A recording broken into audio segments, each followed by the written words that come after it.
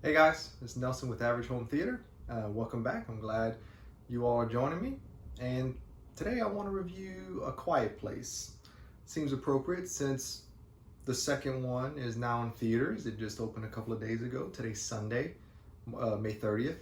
And tomorrow I'm going to go watch the second one. So I figured, hey, why not review the first one? So I watched it Friday evening so I can be fresh, wrote down some notes, and gonna go over a few things with y'all. Um, it was came out in 2018. It's written and directed by John Krasinski. It's starring John Krasinski, from The Office. I forget what's his name. Oh, Jim. How can I forget Jim? Jim from The Office and his wife in real life, Emily Blunt. They play husband and wife in the movie. It's like 90 minutes long, which is perfect for this type of movie. You don't want something too long, and the movie just gets to the point really fast. It's one of the better movies that's come out recently, especially in the horror slash thriller category, because man, they've had some doozies lately that, I don't know, makes me a little afraid for cinema. But this, it feels like an old-fashioned movie. I don't know. It just, the special effects are really, really well done, but there's not a whole lot. And, I think a lot of times movies nowadays are just way too dependent upon it. And this movie, you only see the creatures a little bit, and it's very effective. So we'll get more into that. So if you've never seen it, it's post-apocalypse by an alien invasion, not in the traditional sense. So aliens are here, post-apocalypse, and it's different because they hear really well, right? So that's why it's called A Quiet Place, of course. So if you make noise, they're coming. So without getting into spoilers, which my spoiler free is going to be very brief. If you're loud, they're coming. So you have to be quiet. And it's very effective. It makes for a very tense movie. Original. They've had copycats since, but this one was, it was original. And what makes this movie, for me, really, really good and enjoyable and immersive is, he shot it on film, right? So there's a little thin layer of grain, and those of you who pay attention to that stuff, it makes it more effective, right? There's nothing like a movie shot on film to me. It just looks better. You feel like you're watching a movie, but there's nothing wrong with a digitally shot movie. I like those too. I like my movies to be clean as well. So I like both. But in this movie, that fine layer of grain and the atmosphere, it just makes it feel, I don't know. It's just, I like it. And then the audio is done in Dolby Atmos. And I will say, it's one of the better Atmos tracks you'll ever hear. So if you have an Atmos system in your house with speakers in the ceilings, I mean, nothing against those of you who have the reflective Atmos channels, but the first time I watched this, that's what I had.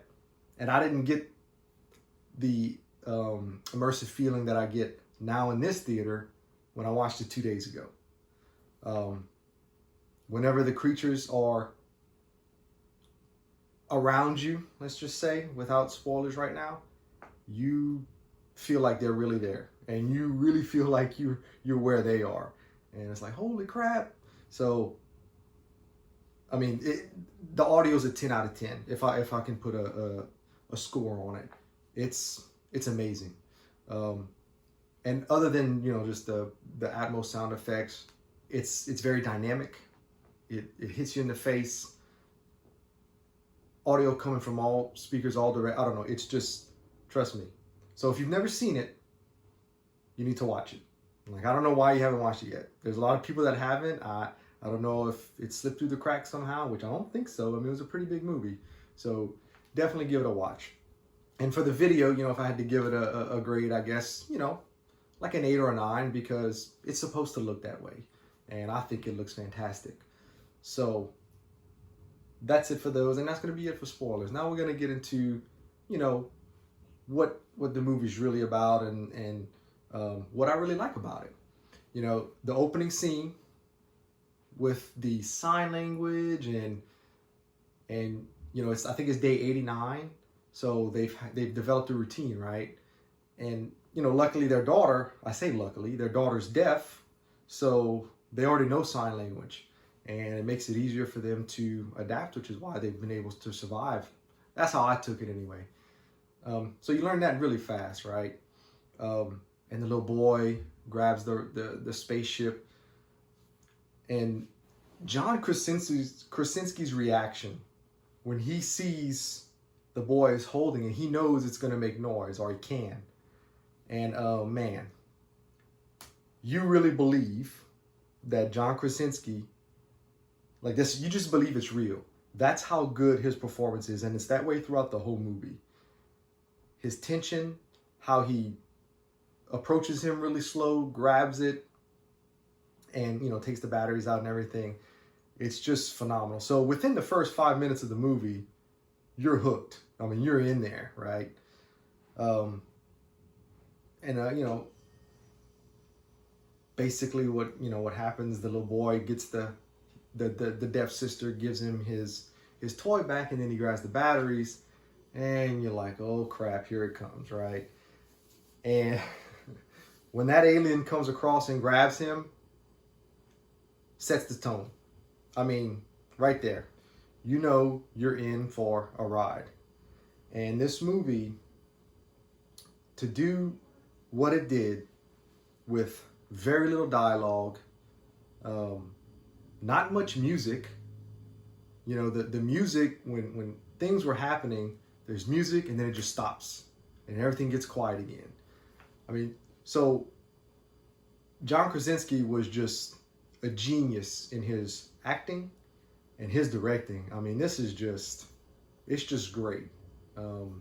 Compared to what Army of the Dead was and some of these newer movies, you know, Zack Snyder has all this experience and has done all these movies, but yet Krasinski makes a more intense post-apocalyptic movie, and just, you know, the emotion that, I mean, he just did a masterful job. So cut to 89 days later, after the incident with the boy happens, and you know, you're on the family compound and they're trying to move on. I mean, that was a terrible incident, and I don't understand why you would get pregnant in this world, but they are, and I guess without that, you don't have the end of the movie, right? So kind of has your head scratching, like, wow, that's the last thing I probably would have done, was got pregnant in all of this, and maybe until we figure out what's going on and how to defeat it. But hey, because movies, right? That's all you can say. So it's just really effective. Everybody's performing, and the deaf girl is deaf in real life, so you feel, with very little dialogue, just sign language, the family dynamic. It just feels real, and it's just a testament to the writing and the performances of these actors and actresses, and it just makes you wonder, why can't more movies do this? I mean, there's so little heart and soul. Everybody, I guess, it's about making a buck, cash cows. Let's make another. You know, they want to make alien movies again with Disney. So, you know, hopefully they don't make it worse than it already is. So you have this refreshing story, and it's becoming one of my favorite movies, at least in the last 10 years. So kudos to Krasinski, and I hope that the second one is just as good.